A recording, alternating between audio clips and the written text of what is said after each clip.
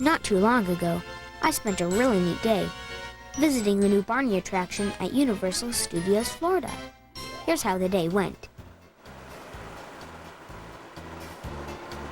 We're finally here, Universal Studios Florida. I've wanted to come here for a long time, and here I am. I know this is going to be fun. Universal Studios is a big place. It's the #1 movie studio theme park in the world.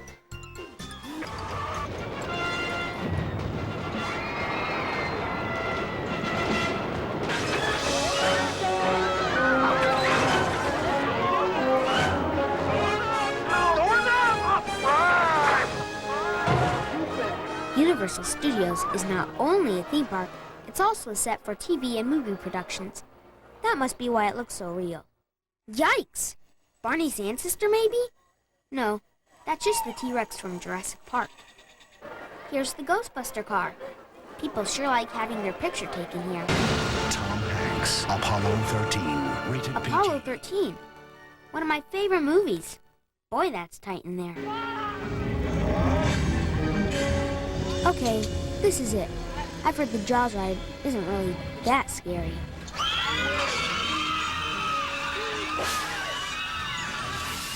Okay, so it was kinda scary. There's a studio directory. Nice to know where you're going. There it is! A day in the park with Barney. Looks kinda pretty. People like having their picture taken here too. Barney looks good in bronze. Look at all this Barney stuff in the store. My kid sister loves all this. Hey, it's Carl Malone from the Utah Jazz at the Barney store. Wonder what he got. There's been a lot of activity building up to the opening of the Barney attraction. Barney, Baby Bop, and BJ went to Boston for an outdoor appearance. Look at all those people. Barney even made time to say hello to his fans. Then it was on to Philadelphia, where the 3 dinos performed in front of 27,000 fans at one time. Barney even went to see the Liberty Bells. Well, the Grand Marshals In Atlanta, Barney was a big star in the Independence Day Parade. The Barney float. He is big, he is purple, and he's every kid's friend. In addition to all that, the new Barney bus made stops all down the East Coast. They even gave stuffed Barneys to police to give to needy kids. That was a really nice thing to do. And later, Universal and Barney gave money to help kids with AIDS. The Barney attraction took about a year to build, including time for planning what they wanted to do. That's really pretty quick when you get a chance to see how big it is. If everyone just pictures all We're of the finally fun here. we're going to have The inside. grand opening of A Day in the Park with Barney. And you know Barney. He had an idea of how to cut the ribbon without using scissors. Let's all use our imaginations and count to 3. Ready? Here we go. 1, 2, 3. A Day in the Park with Barney is officially open. The Barney attraction at Universal will be the only place in the world where kids can see Barney 365 days a year. Thank you for helping. It was cool to see all the reporters on the day of the opening. They asked lots of questions too. How did this partnership come about? Well, I think it came about almost 3 years ago. It did. And we approached Universal about doing a parade and got together, and it was such a success that they invited us back. Well, the real roots, everything Sheryl said is correct, but the real roots are my little kids, who at the time were 3 and 5 respectively, 2 boys, and another one of our executives with the company who also had a couple of youngsters the same age. They were coming from the roots up, saying, Daddy, Mommy, this Barney guy is terrific. And at the time, that really created the opportunity for us to understand who Barney was. And now it's time to see what all this talk is about. The first thing at the Barney show is a pre-show with a brand new character. Oh, no. No one ever opens that door. tasty thing. Do you want me to open it? Yeah. Are you sure? Mr. Peekaboo is kind of forgetful, but he sings songs, acts silly, and squirts water on the audience. I like that.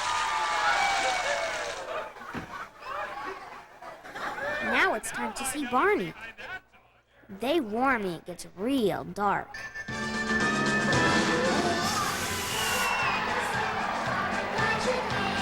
Wow, that was great. It gets totally dark, except for a few stars and fireflies. And then, all of a sudden, Barney's there. This is awesome. Look at my kid sister. She's loving it. The same people who work on the Barney and Friends TV show helped put this show together. It's different from creating a television show in that he is in the room. And so the fact that you can get very close to a child and get close to the parents, you know, in physical proximity, it just changes everything. I mean, it's really wonderful because there's that one-on-one human to dinosaur, I should say, contact. And does Barney get close? Every child there got a chance to hug Barney. Everyone seems to be having a good time. There's that guy from Hill Street Blues, taking Barney's picture. I was very fortunate because I met Barney when I was in London, you know, England, not too long ago. And we just hooked up and Barney, you know, I have kids who, you know, you can't even talk when Barney's on, you know, don't say anything. Barney, you know, it's wonderful. After the show, everyone gets to go into Barney's backyard. The grown-ups call it an interactive area, but I just call it fun. There's a treehouse, just like on the TV show, but with a slide we can all go down.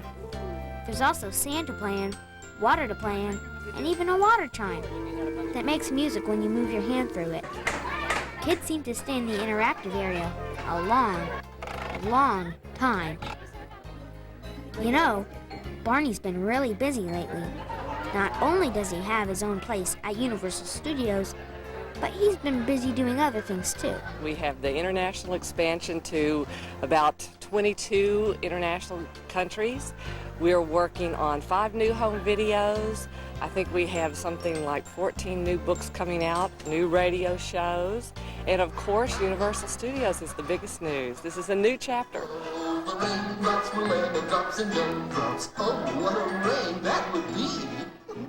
Barney's going to be in the spotlight again next year when he starts work on his movie.